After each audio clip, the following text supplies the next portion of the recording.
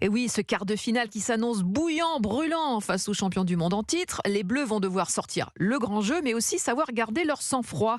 Martin Lange, vous suivez le 15 de France pour Europe 1 et ce matin, vous avez pu assister à l'entraînement des Springboks et ils font bien monter la pression, les coquins.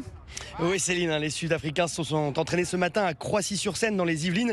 Alors pour la petite histoire, c'est à 3 km à peine du QG des Bleus, rue Aïe-Malmaison, de l'autre côté de la Seine tout simplement. On se demanderait presque si le staff Springboks n'en profite pas pour espionner le 15 de France.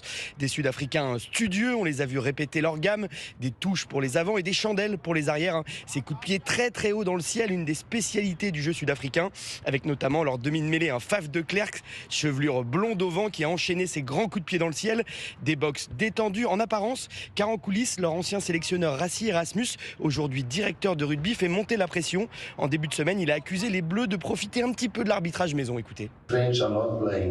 Les Français ne sont pas imprudents ou trop physiques. Ils ne font pas vraiment de plaquage haut. Mais quand ils sont proches d'en subir un, ils le montrent très bien à l'arbitre. Je pense qu'ils en rajoutent, qu'ils simulent parfois. Mais c'est intelligent et ils le font très bien. Une sortie que le 15 de France a préféré ne pas commenter, mais on sent quand même les champions du monde en titre moins sereins qu'à l'accoutumée. D'ailleurs, ce sont eux qui ont l'habitude d'annoncer leur composition d'équipe très tôt dans la semaine. Et bien cette fois, ils vont attendre le dernier moment demain, probablement pour s'adapter à la stratégie française. Merci Martin Lange, évidemment pour Europe 1. On vous le rappelle, Europe 1, radio partenaire de cette Coupe du Monde de rugby. Un match à suivre en intégralité et en direct, bien sûr, sur Europe 1 dès 20h dimanche soir.